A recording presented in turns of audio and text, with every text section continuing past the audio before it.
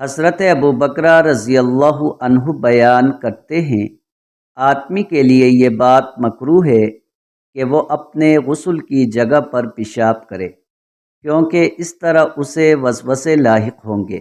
مجموع زوائد حدیث نمبر 1003۔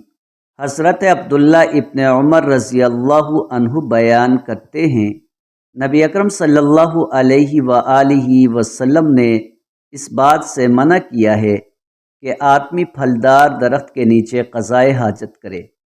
آپ نے اس بات سے بھی منع کیا ہے کہ بہتی ہوئی نہر کے کنارے پر قضائے حاجت کی جائے۔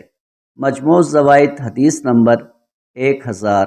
محمد بن سیرین رحمہم اللہ بیان کرتے ہیں، ایک شخص نے حضرت ابو ہریرہ رضی اللہ عنہ سے کہا، آپ نے ہر چیز کے بارے میں ہمیں حکم بیان کر دیا ہے، قریب ہے کہ آپ ہمیں قضائے حاجت کے بارے میں بھی کوئی حکم بیان کر دیں گے۔